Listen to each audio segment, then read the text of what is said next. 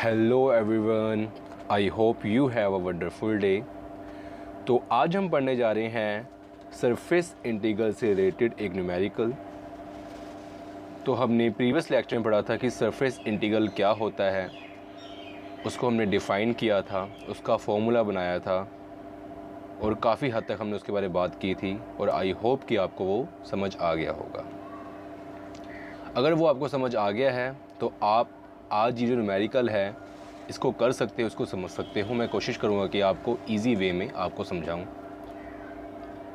अब ज़्यादा बात ना करते हम स्टार्ट करते हैं, लेकिन उससे पहले मैं आपको बताना चाहूँगा कि अगर आपको वीडियो अच्छी लगे तो वीडियो को लाइक करें, वीडियो को शेयर करें और हमारे चैनल को सब्सक्राइब करें। तो हमारा क्वेश्चन क्या है, हम क्वेश्चन की तरफ बढ़ते हैं। Evaluate surface integral f vector dot n cap ds where f vector is equal to 18z I cap minus 12 j cap plus 3y k cap and s is the surface of the plane 2x plus 3y plus 6z equal to 12 in first quadrant। तो ये question क्या कहना चाह रहा है कि हमें evaluate करना है सरफेस इंटीग्रल, जो हमने पीछे पढ़ा था ये सारा पोर्शन। यहाँ पर हमें f वेक्टर गिवन है जो कि एक वेक्टर पॉइंट फंक्शन है। क्या हमें गिवन है 18z i cap minus 12 j cap plus 3y k cap and s है ये सरफेस ऑफ द प्लेन है 2x plus 3y plus 6z equal to 12 in first quadrant. Okay, कि एक surface है। तो ये क्या कहना चाह रहे हैं कि एक 3D में एक सरफेस है, ठीक है, और ये किस में है, फर्स्ट क्वाड्रेंट में। मतलब जो 3D में सरफेस है उसका x एक्सिस, उसका y एक्सिस और उसका z एक्सिस तीनों पॉजिटिव हैं। तो इसका मतलब क्या है कि वो फर्स्ट क्वाड्रेंट पे है। इसको हम सॉल्व करते हैं। सॉल्यूशन,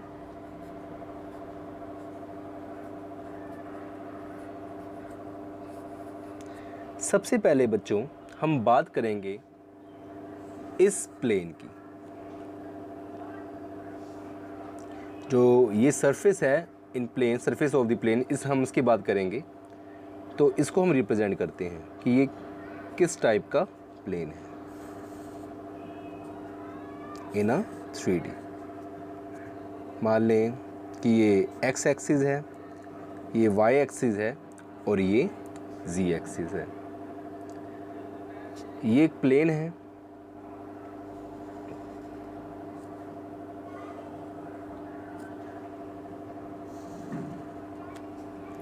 और ये जो प्लेन है ये x एक्सिस को किस पॉइंट पे इंटरसेक्ट कर रहा है। तो ये x एक्सिस को इंटरसेक्ट कर रहा है 6 0 0 पे। y एक्सिस को ये इंटरसेक्ट कर रहा है कहाँ पर, 0 4 0, और z एक्सिस को ये इंटरसेक्ट कर रहा है 0 0 2। ये मैंने पॉइंट कैसे निकाले, क्योंकि अगर ये x एक्सिस को कर रहा है इंटरसेक्ट तो y एक्सिस का और z एक्सिस का वो तो 0 होगा। ये जो x का कोफिशिएंट है इसको अगर हम इस साइड भेजते हैं और 12 के साथ डिवाइड करते हैं तो 6 आता है, तो इसका 6 पॉइंट हो गया। सिमिलरली 3 को वहाँ भेजेंगे तो 4 हो जाएगा और 6 को वहाँ भेजेंगे तो हो जाएगा 2। तो वही हमारे पॉइंट आ गए।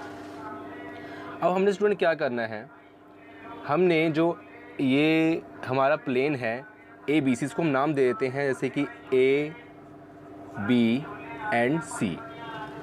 ए बी सी हमारा एक गिवन प्लेन है, तो इसको एक हम फंक्शन बना लेंगे। लेट लिखेंगे let A B C be a given plane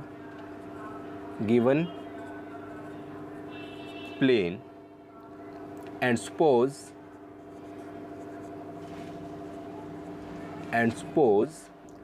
phi, हमने एक फंक्शन मान लिया इस सारे एक प्लेन को, क्या है 2x plus 3y plus 6z minus 12। Okay, ये हमने क्यों माना फंक्शन, ये आपको मैं बात बताता हूँ। पहले आप देखिए हमें क्या क्या चाहिए।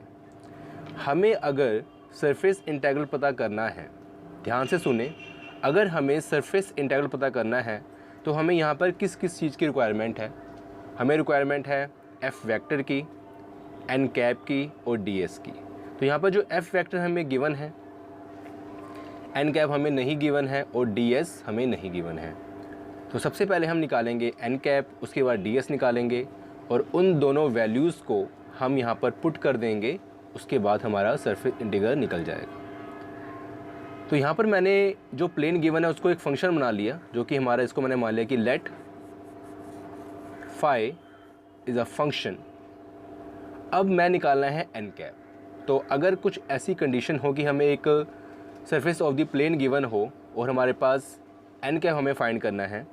एक्चुअली एन कैप क्या है? ये है यूनिट नॉर्मल वेक्टर। तो एन कैप हम निकालेंगे, उसका फॉर्मूला क्या होता है? Gradient phi upon modulus of gradient phi. Okay, इसके बाद अब हमें क्या चाहिए? हमें चाहिए gradient phi. So gradient phi हमारा क्या होगा? Gradient phi is equal to del phi is equal to i cap partial phi upon partial x, j cap partial phi upon partial y plus k cap partial phi upon partial z. तो ये इसका formula है gradient phi का। और अगर मैं gradient phi निकालूँ यहाँ पर, तो ये क्या बन जाएगा हमारा? ग्रेडियंट फाई हमने इसको डिफ्रेंशिएट करना है इन फॉर्म ऑफ पार्शियल इस फाई को, तो ये क्या बन जाएगा? ये मेरा बन जाएगा 2 आई cap plus 3 J cap and plus 6 के कैप। अब ये मैंने आपको पहले पढ़ाया हुआ है कि ग्रेडियंट फाई कैसे निकालते हैं पिछले लेक्चर्स में, तो यहाँ पर मैं इसको पूरा डिटेल में नहीं बताऊँगा, आपको पीछे जाके वो समझना पड़ेगा अगर आपको समझ नहीं आया वो। ठीक है, तो मैंने इसको बता दिया है कि ये क्या बन गया? ग्रेडियंट हमारा बन गया ग्रेडियंट फाई। इसके बाद मैं निकालना है मॉडुलस ऑफ ग्रेडियंट फाई। तो वो हमारा क्या होगा? यहाँ निकाल लेते हैं। Modulus of gradient phi is equal to, जो इस ग्रेडियंट फाई के कोफिशिएंट है उसको हमने करके अंडर रूट करके स्क्वेयरिंग कर देनी है। तो क्या बन जाएगा? 2 का स्क्वायर, 3 का स्क्वायर एंड 6 का square, and this is equal to 2 to the 4, 3 to the 9 and 36, and this is equal to root 49 and is equal to 7। तो आई होप कि आपको इतना समझ आ गया होगा। उसके बाद हम निकालेंगे यहाँ पर एन कैप। तो हमारा एन कैप क्या होगा? हमारा ये जो हमारी वैल्यू है ग्रेडियंट फाई, मतलब ये वाली वैल्यू जो हमारी है 2 आई कैप प्लस 3 जे कैप प्लस 6 के कैप, तो यहाँ रखेंगे हम 2 आई कैप प्लस 3 जे कैप प्लस 6 के कैप अपॉन क्या है? Modulus of gradient phi. तो वो कितना हमारा आया है? 7। तो यहाँ रख देंगे 7। तो जो एन कैप का जो हमारा मसला था कि हमने फाइंड करना था, वो हमने फाइंड कर लिया। आपको एक बार मैं फिर समझा दूँ इतना, उसके बाद हम आगे बढ़ते हैं। सबसे पहले मैंने क्या किया स्टूडेंट कि मैंने जो प्लेन था उसको एक 3D जो कोऑर्डिनेट्स है उसमें मैंने उसको रिप्रेजेंट किया। ठीक है, ग्राफ पे एक मैंने इसको रिप्रेजेंट किया, उसके मैंने जो कोऑर्डिनेट्स थे वो मैंने नोट कर लिए। उसके बाद जो हमें प्लेन था उसको मैंने एक फ़ंक्शन मान लिया कि वो एक फ़ंक्शन है फाई। उसके बाद मैंने क्या किया कि जो एन कैप है उसको मैं निकाला। एन कैप का फॉर्मूला क्या होता है? Gradient phi upon modulus of gradient phi. तो जो ग्रेडियंट फाई क्या होता है? Del phi. वो फॉर्मूला हमें पता है, उसके हिसाब से हमने जो ग्रेडियंट फाई वो हमने फाइंड कर लिया। उसके साथ ही जो मॉडुलस फाई वो हमने फाइंड कर लिया। जो मॉडुलस फाई क्या होता है? Under root of gradient phi जो हमारा है उसको हमने फाइंड कर लिया, उसके कोफिशिएंट उसको स्क्वेयरिंग करके उसको अंडर रूट कर दिया। और हमारा जो मॉडुलस कितना आ गया? 7। उसको हमने यहाँ पर पुट किया और हमारे पास एन कैप की वैल्यू आ गई।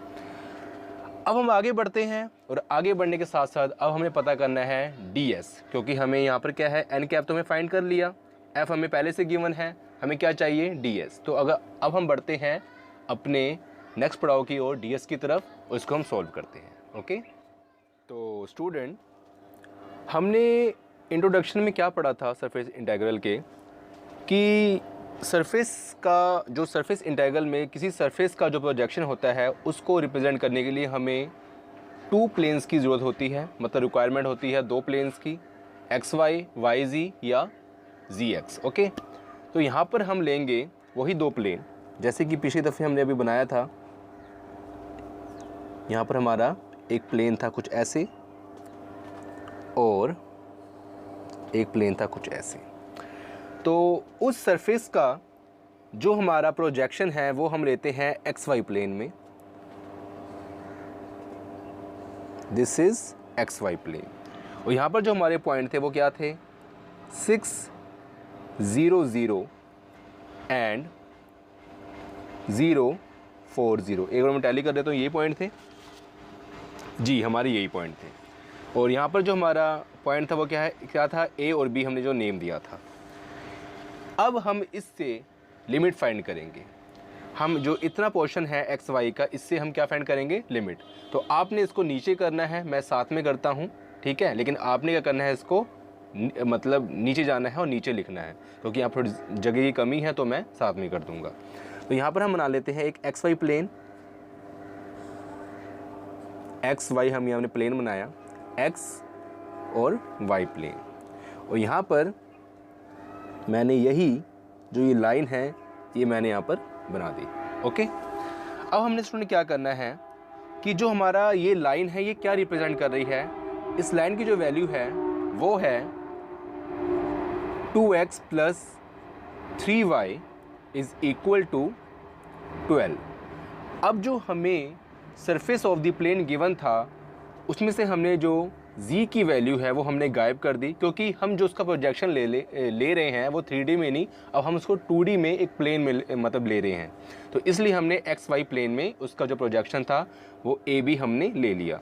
तो यहाँ पर था ए पॉइंट और ये था बी पॉइंट। इसका क्या पॉइंट था, 6, 0, 0 और ये पॉइंट क्या था हमारा 0, 4, 0। ओके, ये हम इसको मान लेते हैं कि हमारा ये ओ पॉइंट है, तो यहाँ पर भी हम ओ लगा लेते हैं। इससे हम फाइंड करेंगे यूनिट्स। तो जो ये क्या ओरिजिन है, तो ये मतलब क्या हो जाएगा 0, 0, 0। ओके, अब हमने क्या करना है स्टूडेंट कि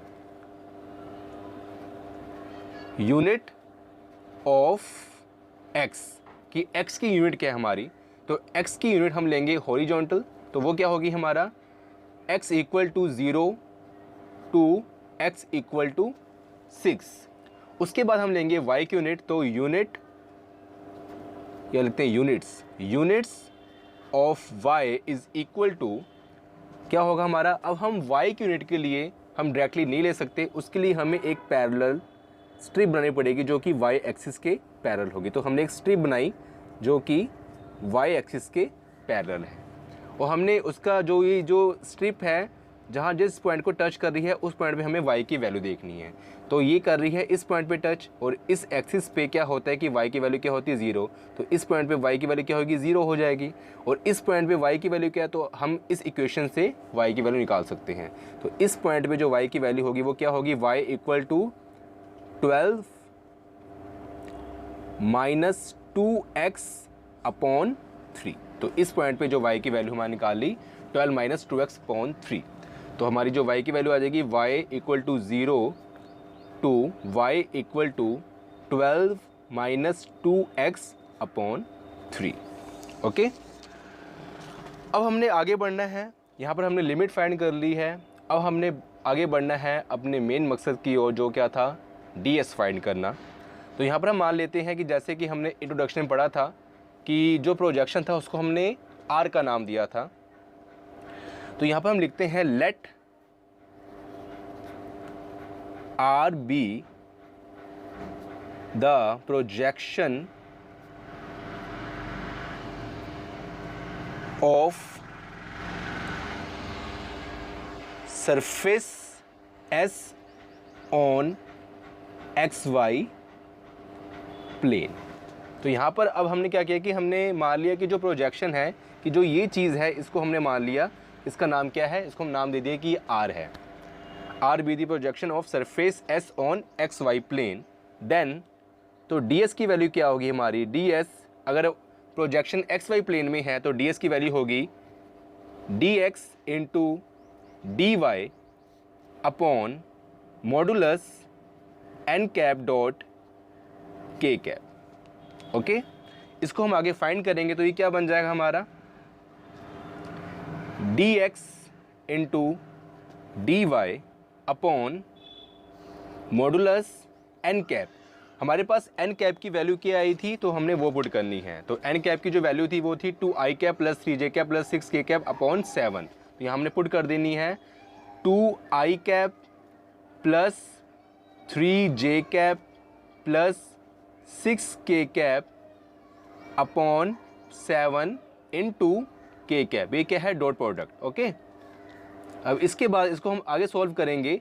आपने ये भी स्टेप भी नीचे नीचे करना है, ये जगह की कमी है तो मैं साथ साथ कर रहा हूँ, आपने नीचे नीचे करना है। ओके, इसके बाद हमने क्या करना है, ऊपर तो जो हमारा न्यूमिनेटर तो सेम रहेगा D X into D Y, लेकिन जो डिनोमिनेटर है उसमें चेंज है कि जब हम मल्टीप्लाई करेंगे। तो यहाँ पर क्या है हमारा, देखें यहाँ क्या है, डॉट प्रोडक्ट। तो यहाँ पर जो सेम होते हैं, मतलब जो सेम यूनिट वेक्टर होते हैं उनका हम करते हैं उनका 1 हो जाता है। जैसे के कैप डॉट के कैप क्या होता है, 1। ये आपको मैंने पहले करवाया हुआ है तो आपको मैं डिटेल में नहीं बताऊंगा। तो ये हमारा क्या बन जाएगा, ये हमारा बन जाएगा 6/7, और 6/7 का जो मोड हम लेंगे पॉजिटिव। ठीक है, तो ये क्या बन जाएगा हमारा, D S is equal to D X into D Y upon 6/7। तो यहाँ पर हमारे पास जो डी एस की वैल्यू है हमने वो भी फाइंड कर ली, एन कैप भी हमने फाइंड कर लिया। अब हमने क्या करना है, और हमने इसकी जो यूनिट है वो भी फाइंड कर ली एक्स और वाई की। तो अब हमने क्या करना है, इन तीनों चीज़ों को यहाँ पर पुट करना है और अपने क्वेश्चन को सॉल्व करना है। अब हमारा बहुत थोड़ा काम रह गया है, बस हमने अब पुट करना है, उसको इंटीग्रेट करना है और हमारा आंसर आ जाएगा। ओके, तो यस स्टूडेंट, अब हमने क्या किया कि हमारे पास जो जो वैल्यूज़ आई हैं वो हमने यहाँ पुट कर दी। एफ वेक्टर की वैल्यू यहाँ पुट कर दी हमने, एन कैप की वैल्यू यहाँ पुट कर दी, और डी एस की वैल्यू जो हमारे पास आई थी D X into D Y upon 6/7 हमने यहाँ पुट कर दी। इसके बाद हमने इसको सॉल्व करना है। तो 7 से हमारा 7 कैंसिल हो जाएगा, क्या बच गया 1/6। 1/6 क्या कॉन्स्टेंट, इसको हम निकाल लेंगे बाहर। ये क्या बन जाएगा 1/6, अंदर क्या रह जाएगा, ये मतलब ये पोर्शन रह जाएगा और ये पोर्शन रह जाएगा, और D X into D Y. तो इन दोनों को हम कर देंगे मल्टीप्लाई। बीच में क्या है, डॉट प्रोडक्ट है, तो ये क्या बन जाएगा 18z इंटू 2। तो ये क्या बन जाएगा 36z। ओके, और आई कैप इंटू आई कैप क्या होता है, 1 होता है, तो ये हमारा आई कैप यहाँ से हट जाएगा। उसके बाद माइनस 12 3 36 एंड प्लस 3 6 18, 36 एंड 18, साथ में क्या है y। उसके बाद यहाँ पर क्या है D X into D Y. अब जो ये स्टेप है आगे वाला, ये आपको नीचे करना है, मैं साथ में कर रहा हूँ, जगह की कमी है इसलिए। 1/6 अब मैं क्या करूँगा कि जो यहाँ पर 6 है इसमें से निकालूंगा कॉमन, तो 6/6 तो हमारा कैंसिल हो जाएगा, तो यहाँ पर 1 हो जाएगा। तो ये क्या बन जाएगा, this type of like that 6g minus 6 plus 3y dx into D Y. मैंने क्या किया कि 6 इसमें से निकाल लिया कॉमन, बाहर हमारे पास पहले से 1/6 था तो 6 से 6 कैंसिल हो गया, और यहाँ पर आ गया हमारे पास 1। अब हमने क्या करना है, हमने 6g की जो वैल्यू है वो पुट करनी है। तो 6g की वैल्यू हम यहाँ पुट करेंगे, क्योंकि हम जो सोल्व कर रहे हैं, क्योंकि हमारे पास जो यूनिट है वो है x और y की, क्योंकि जो हमने प्रोजेक्शन लिया है वो लिया है x y में, और जो हमने यहाँ पर यूनिट फाइंड करी थी वो भी हमने x और y की हमने जो यूनिट है वो फाइंड की है।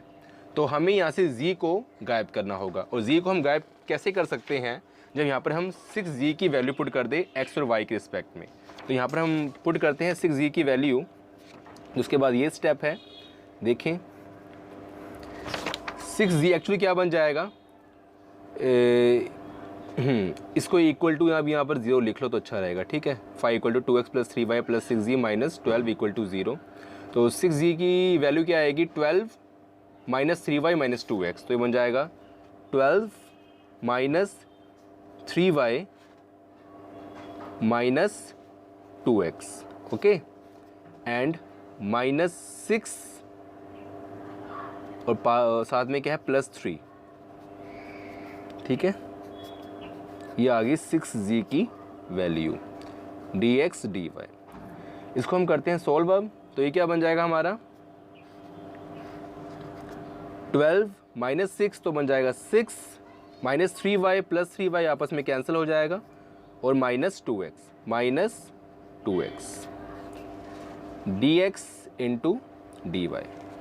अब हमने क्या करना है, इसमें लिमिट पुट करनी है x और y की, जो हमारे पास ये है पोर्शन x और y की हमने लिमिट पुट करनी है। तो यहाँ पर हम अब करते हैं लिमिट पुट, तो ये करते हैं पुट द लिमिट्स,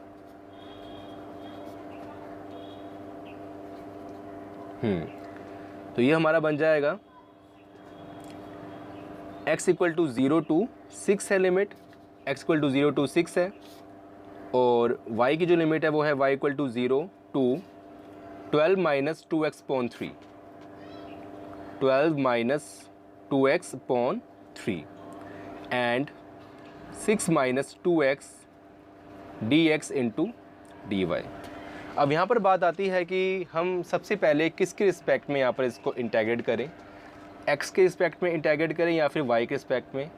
तो यहाँ पर मैंने आपको समझाया था कि जिसकी वैल्यू वेरिएबल में होगी हमने उसको सबसे पहले उसके रिस्पेक्ट में सबसे पहले हमने इंटीग्रेट करना है। तो यहाँ पर जो y की वैल्यू है वो वेरिएबल में है क्योंकि वो x के रिस्पेक्ट में है, तो इसलिए हमने सबसे पहले respect to y, first of all हमने रिस्पेक्ट टू y इसको इंटीग्रेट करना है। उसके बाद हम बढ़ते हैं कांस्टेंट की तरफ, उसके बाद हमने x के रिस्पेक्ट में इसको इंटीग्रेट करना है। तो सबसे पहले हम क्या करेंगे, रिस्पेक्ट टू y इसको इंटीग्रेट करेंगे।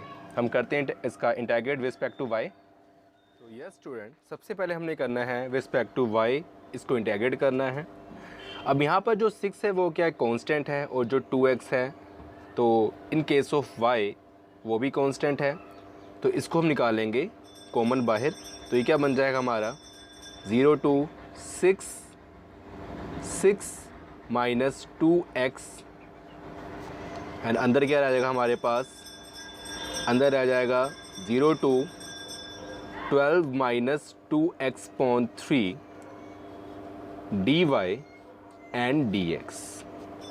इसको हम करेंगे इंटीग्रेट, तो ये क्या बन जाएगा हमारा, ये बन जाएगा 0 to 6 minus 2x into y, क्योंकि अगर यहाँ पर कुछ ना हो कांस्टेंट तो 1 हो तो उसका क्या होता है हमारे पास y इंटीग्रेट होता है। उसके बाद 0 12 माइनस 2x पॉन 3 साथ में dx। अब हमने क्या करना है, ये जो इसकी लिमिट है वो वैल्यू यहाँ पर पुट करनी है, यहाँ पर y है, तो ये हमारा क्या बन जाएगा 6 माइनस 2x 0 टू 6, यहाँ पर हमने वैल्यू पुट करी क्योंकि ये क्या बन जाएगा 12 माइनस 2x अपॉन 3, ये है अपर लिमिट पुट करी, और जो लोअर लिमिट है वो क्या है 0, तो ये 0 बन जाएगा। तो उसको हमने पुट करने की हम डायरेक्ट लिख सकते हैं ऐसा dx। इसके बाद हमने क्या करना है, ये 1/3 हमने बाहर निकाल लेना है क्योंकि ये कांस्टेंट है। 6 minus 2x and 12 minus 2x dx, इन दोनों को हमने सॉल्व करना है। तो ये क्या बन जाएगा हमारा 1/3। अब हम ऐसा भी कर सकते हैं कि जो 6 माइनस 2x है इसमें से हम 2 कॉमन निकाल सकते हैं। तो ये हमारा क्या बन जाएगा, ये बन जाएगा 3 माइनस x एंड ये बन जाएगा 12 माइनस 2x dx। इसके बाद 2/3 ये रखते हैं 0 to 6, 0 to 6। लिमिट आपने साथ साथ लेके चलना है। 0 to 6, 12 3 36, इन दोनों को मल्टीप्लाई करना है। Minus 12x and minus 6x minus plus 2x square dx is equal to 2/3, 0 to 6, ये क्या बन जाएगा 2x square minus 12x minus 6x minus 18x and यहाँ पर क्या है 36, तो प्लस 36 dx। अब हमने क्या करना है, यहाँ से जो हम 2 निकाल सकते हैं कॉमन, तो हम 2 निकालते हैं कॉमन यहाँ से, तो ये क्या बन जाएगा 4/3, 0 to 6 x square minus 9x plus 18 dx। अब हम करते हैं इसको इंटेग्रेट, तो ये क्या बन जाएगा हमारा 4/3, x स्क्वेयर का क्या होगा इंटीग्रेशन, x की पावर 3/3 माइनस 9x, तो minus 9x square upon 2 and plus 18, तो बन जाएगा प्लस 18x, 0 to 6। ओके, और इसके बाद स्टूडेंट हमने इसको और सॉल्व करना है, तो ये हमारा क्या बन जाएगा। अब हमने क्या करना है, इसको हम यहाँ सॉल्व करते हैं क्योंकि यहाँ पर जगह कम है। हमने जो लिमिट पुट करनी है यहाँ पर, तो ये बन जाएगा हमारा 4/3, 6 को यहाँ पुट किया तो 6 की पावर 3, तो बन जाएगा 216/3 माइनस 6 को ये दोबारा यहाँ पुट किया 36, 36 गुना 9, तो 36 और 9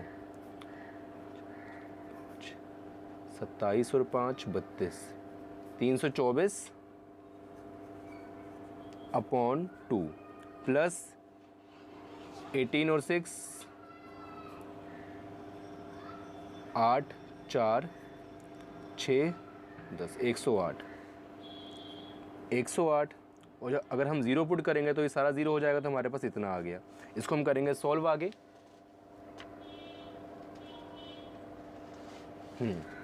इसको हम करेंगे आगे सॉल्व, तो ये हमारा क्या बन जाएगा स्टूडेंट, इक्वल टू 4/3 216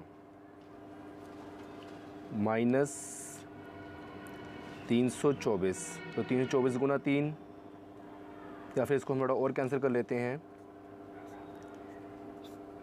7 21 72, उसको हम बोल बना लेते हैं 2 1 2 2 6 12 और 2 दूनी 4, 162। तो ये हमारा क्या बन जाता है यहाँ पर, इसको हम आगे करते हैं, तो हमारा ये क्या बन जाएगा 4/3 72 माइनस 162, तो 72 माइनस 162 ये बनता है हमारा 90, 72 माइनस 162 बन गया माइनस 90 एंड प्लस 108। ठीक है, उसके बाद स्टूडेंट्स को हम आगे करते हैं 4/3 माइनस 90 प्लस 108, तो ये बन गया 18 प्लस के 18 एंड 3 6 18 और 4 6 24। तो जो हमारा आंसर आ गया वो आ गया 24। तो देखते हैं कि हम मैच कर लेते हैं कि आंसर हमारा ठीक है। तो ये आंसर हमारा ठीक है स्टूडेंट, 24 हमारा आंसर आया। तो आई होप कि आपको ये जो न्यूमेरिकल था ये आपको समझ आ गया होगा, और साथ में आप इसके साथ के अपनी बुक से भी न्यूमेरिकल करें और इस टॉपिक पे अपनी पकड़ बनाएं। साथ में आप इसको इंटरनेट से जो PDF होते हैं वहाँ से भी आप इसके न्यूमेरिकल पिकअप कर सकते हैं, और साथ में पिकआउट करके उसको आप सॉल्व करें, तो आपकी जो पकड़ है वो ज़रूर बन जाएगी इस टॉपिक पे। तो अगर आपको वीडियो अच्छा लगा तो प्लीज़ वीडियो को लाइक करें, शेयर करें और हमारे चैनल को सब्सक्राइब करें, और खुश रहें। अगर कोई भी प्रॉब्लम हो आपको तो आप मुझे कमेंट करें, या फिर इंस्टाग्राम पे किसी भी प्रॉब्लम की जो पिक्चर कैप्चर करके फ़ोटो खींच के आप मुझे सेंड कर सकते हो। इंस्टाग्राम की जो ID है मैं आपको डिस्क्रिप्शन में दे दूँगा। तो फिर मिलते हैं, खुश रहें, टेक केयर, अल्लाह हाफिज़।